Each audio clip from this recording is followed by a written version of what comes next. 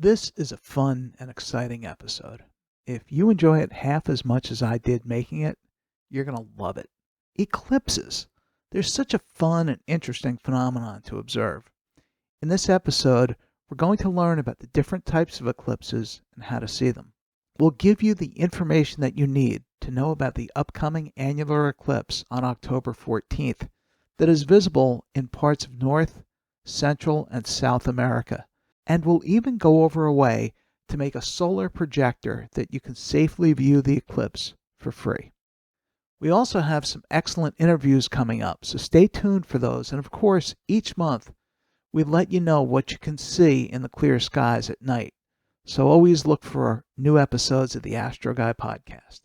Remember to stay tuned for an upcoming contest where one lucky listener will have the opportunity to win a metal print of an image that I took of the North American and Pelican nebulae. We're also planning on some other giveaways as well, so spread the word and stay tuned. If you can, please leave a comment, subscribe, like, and share. All those things you do on the other YouTube videos that you watch. We really appreciate it. So thanks for joining us, and please enjoy the episode.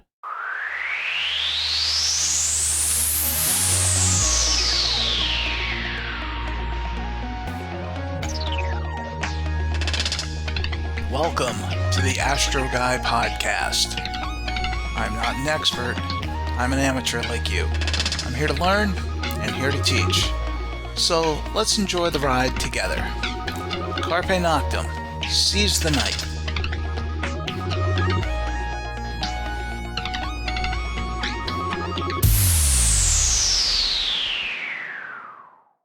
Welcome to the Astro Guy podcast. I'm your host, Wayne Zool.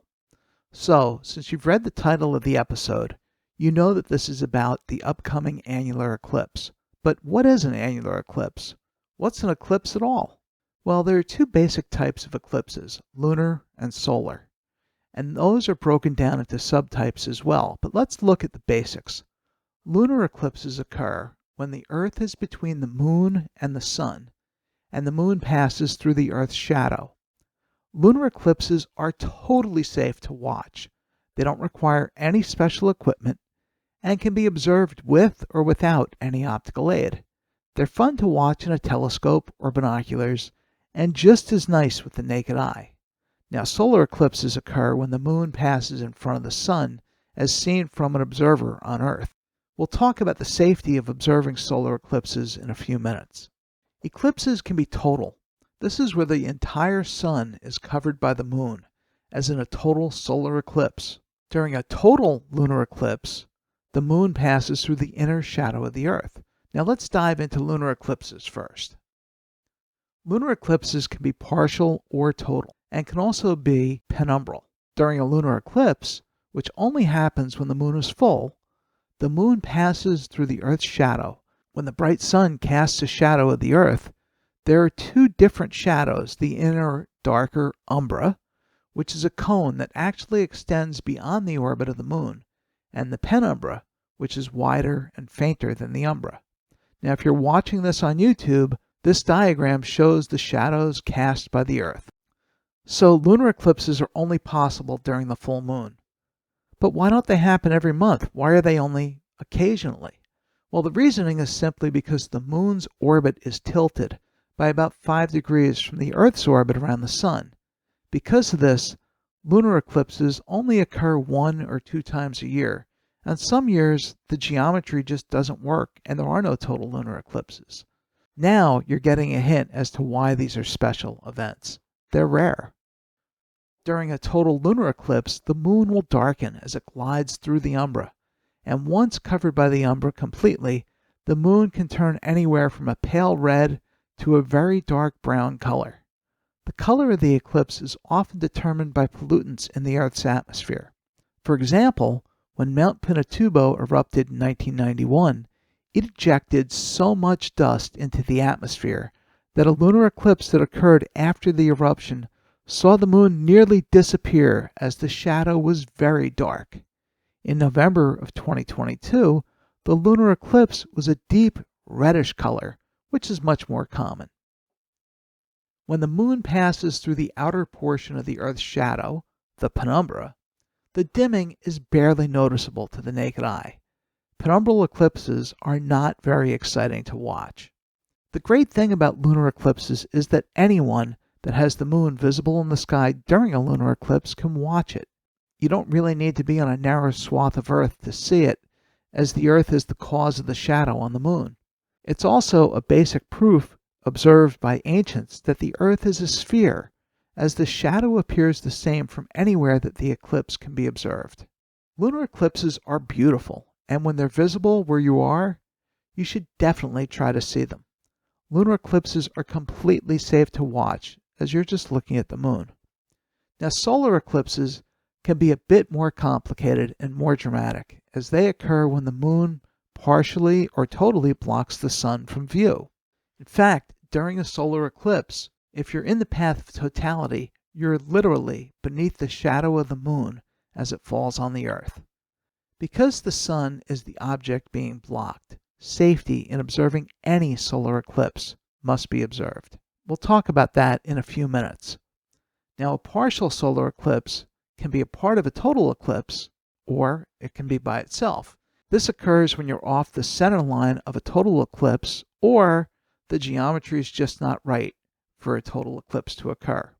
The path of partiality, meaning not totality, is usually several thousand miles wide, where the path of totality can be pretty narrow, in most cases less than 100 miles wide. Totality occurs when the moon appears larger than the sun in the sky and totally covers the sun. During a supermoon, eclipse totalities are longer. This is because the moon is closer to Earth in its orbit and it appears larger in the sky. If the moon is further out in its orbit when it's full and it's in line with the sun, we experience a partial, or in some cases an annular eclipse, like what will be happening on October 14th. More on that in a moment. Simply put, total eclipses are a very dramatic sight.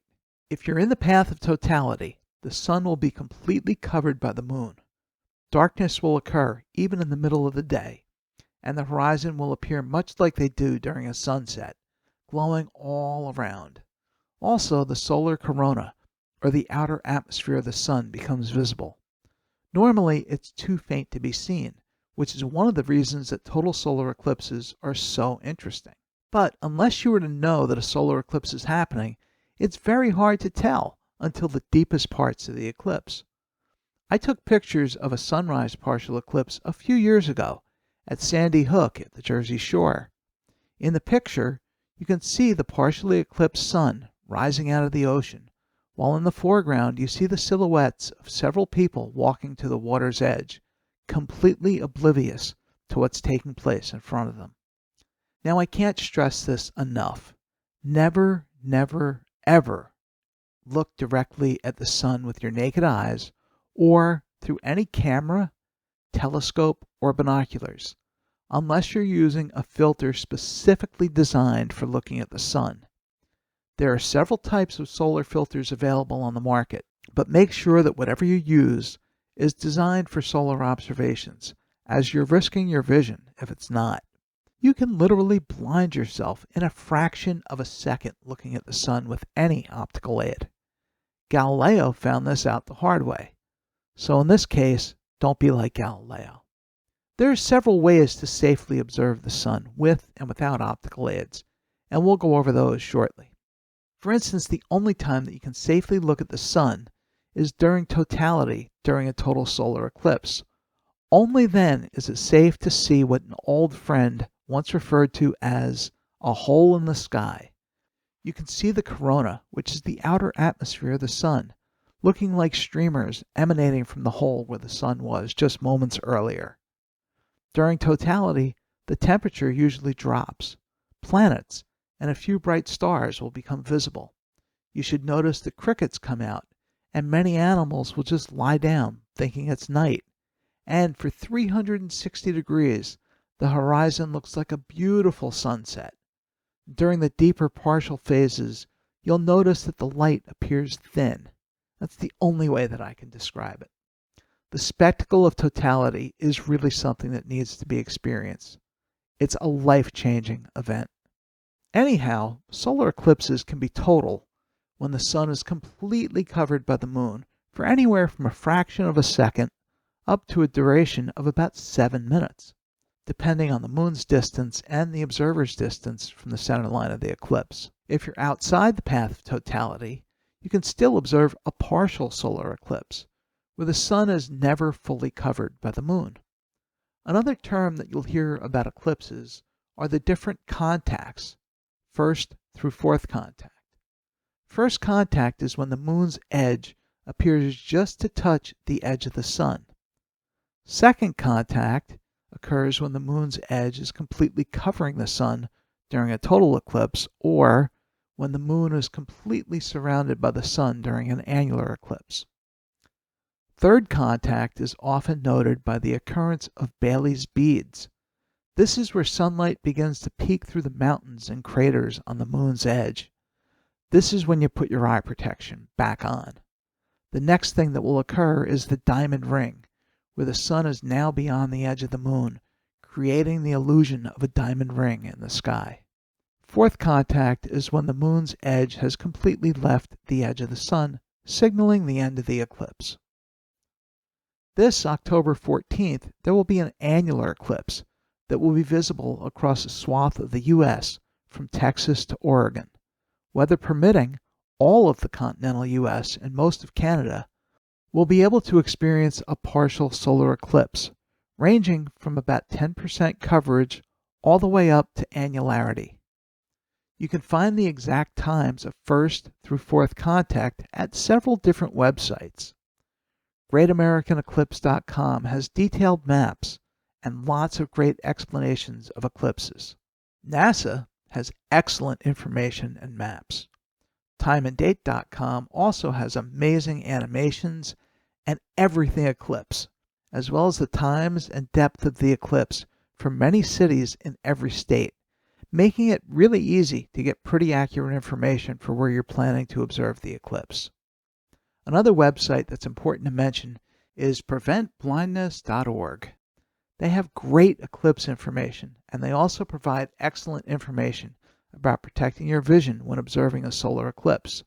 I've put links to all of these sites in the show notes for you. In May of 2012, I witnessed an annular eclipse from Canyon de Chelly in Arizona. Canyon de Chelly is a national monument located in the Navajo Nation, and it is an amazing place to visit, let alone observe an eclipse from. If you're watching this on YouTube, here's some footage of the eclipse that I took. Unfortunately, I didn't plan well enough, and my video camera ran out of power before the end of the eclipse. Canyon de Chelly is the only place in North America that has been constantly inhabited for more than 5,000 years. From many of the overlooks, you can see abandoned cave dwellings and amazing geology. I'm fortunate to have chosen this spectacular place to see such a wonderful spectacle. For this eclipse, Canyon de Chelly will experience almost 90% coverage of the sun by the moon. So where should you go to see the eclipse? Well, ideally, you want to be along the path of annularity, but not all of us can get off of work or school or have the means to travel to see an eclipse. Fortunately, the eclipse occurs on a Saturday, so that does make it a little bit easier to get away. So the best answer is go to where you'll get the best views without breaking the bank. I'm not traveling for this eclipse. I'll watch it from New Jersey if it's clear. But make sure to plan out where you'll see the eclipse well in advance. Whether you're traveling or staying local, you'll want to observe the eclipse from a place that you'll have an unobstructed view, and hopefully you'll have facilities nearby. Parks are excellent spots to see an eclipse from. Even a parking lot makes for a good spot.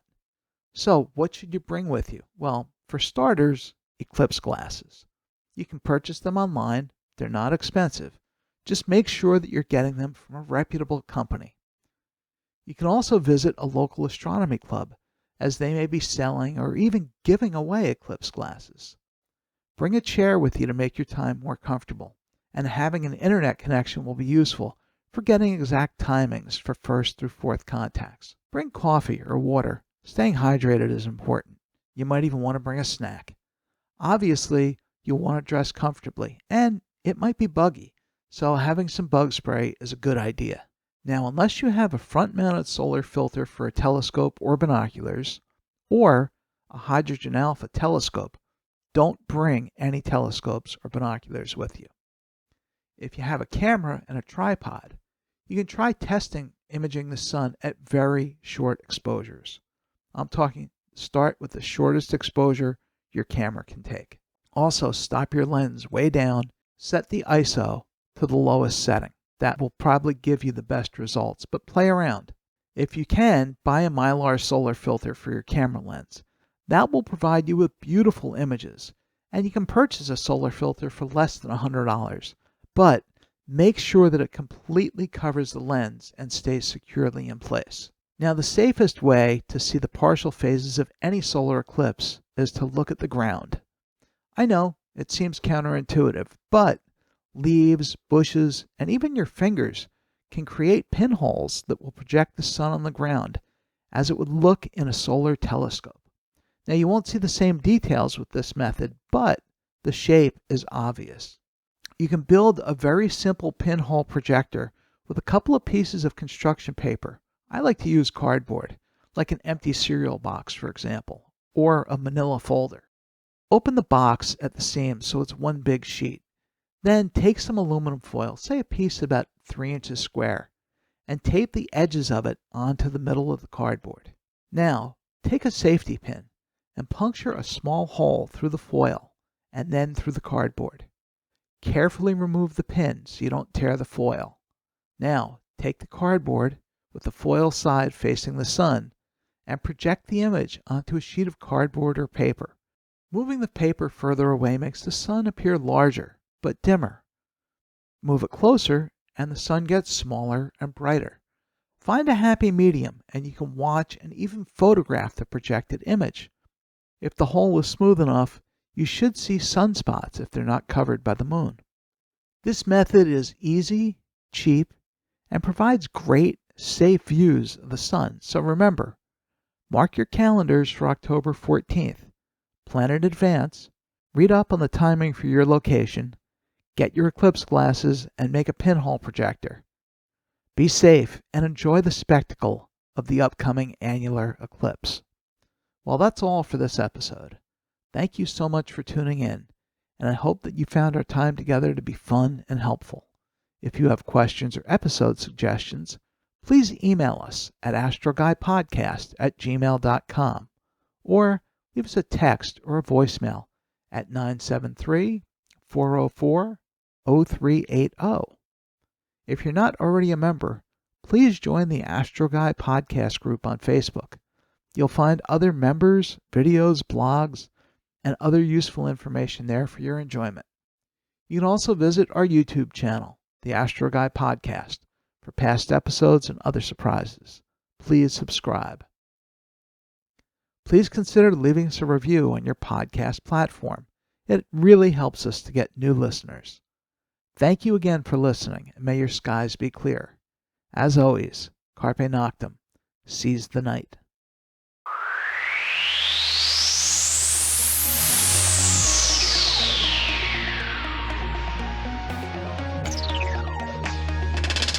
I'm Wayne Zool, and this was the Astro Guy Podcast. Thank you for listening. As always, your questions, comments, and suggestions are welcome. Keep wondering. Keep your eyes on the sky. Have fun. Carpe Noctem. Seize the night.